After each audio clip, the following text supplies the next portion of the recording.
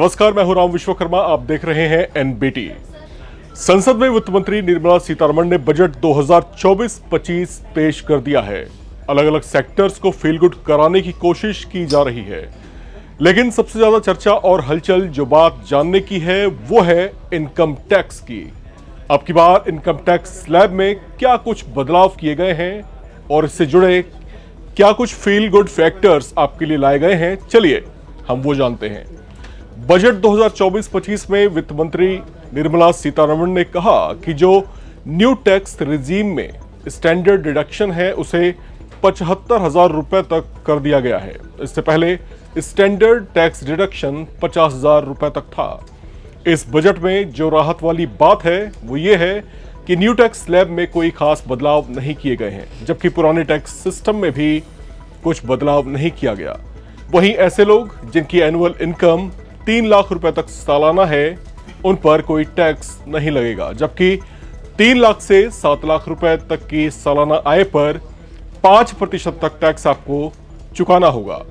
अब बात 7 लाख रुपए से लेकर 10 लाख रुपए तक के एनुअल इनकम कैटेगरी की करें तो इनको 10% तक टैक्स चुकाना होगा। 10 से 12 लाख रुपए तक की सालाना आय पर आपको 15%, सालाना आय 12 से 15 लाख रुपए तक की आय पर आपको 20%, जबकि 15 लाख से ज्यादा की इनकम पर 30% तक टैक्स आपको चुकाना पड़ सकता है। वित्त मंत्री निर्मला सीतारमण ने इस बजट में न्यू टैक्स रिजीम में फैमिली पेंशन से होने वाली कटौती को अब 25,000 रुपए तक करने का प्रस्ताव पेश किया है। अब तक ये कटौती 15,000 रुपए तक हुआ करती थी। वहीं income tax act section 80 CCD में नॉन गवर्नमेंट एम्प्लॉयर के लिए कटौती की जाने वाली राशि को अब 10% से बढ़ाकर 14% तक करने की घोषणा की गई है। वित्त मंत्री निर्मला सीतारमण ने कहा कि मिडिल क्लास और अपर मिडिल क्लास के लिए कुछ फाइनेंशियल एसेट्स पर कैपिटल गेन एग्जम्पशन लिमिट जो बढ़ाकर एनुअल 1.25 लाख रुपए तक करने की योजना है। उन्होंने फाइनेंशियल ईयर 2024-25 के लिए बजट पेश करते हुए फ्यूचर्स एंड ऑप्शन सिक्योरिटीज के मामले में STT यानी सिक्योरिटीज ट्रांजैक्शन टैक्स 0.02% और 0.1% बढ़ाने का प्रस्ताव किया है। वित्त मंत्री ने एक बड़ी बात बताई। उन्होंने कहा कि शेयर्स बायबैक या शेयर्स पुनर्खरीद से होने वाली इनकम पर टैक्स लगेगा। वित्त मंत्री ने कहा कि टैक्स डिस्प्यूट कम करने के लिए सरकार विवाद से विश्वास योजना 2024 लाने की तैयारी कर रही है।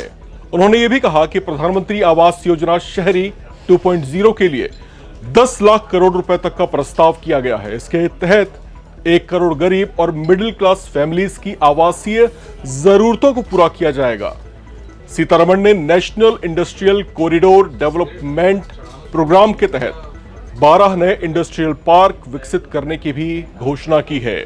इसके साथ साथ स्टार्टअप्स में सभी कैटेगरीज के इन्वेस्टर्स के लिए एंजल टैक्स को खत्म करने की भी घोषणा की गई है। वित्त मंत्री निर्मला सीतारमण ने बजट भाषण में ई-कॉमर्स कंपनीज तथा लॉन्ग टर्म कैपिटल गेन्स को लेकर भी कुछ वित्तीय साधनों के लिए टैक्स रेट्स में कई बदलावों का ऐलान किया है। सरकार का जोर इस बात पर भी रहेगा कि देश में उद्यमशीलता को ज्यादा से ज्यादा बढ़ावा दिया जाए। इस खबर में फिलहाल इतना ही। बाकी अपडेट्स के लिए आप लगातार बने रहें एनबीटी ऑनलाइन के साथ।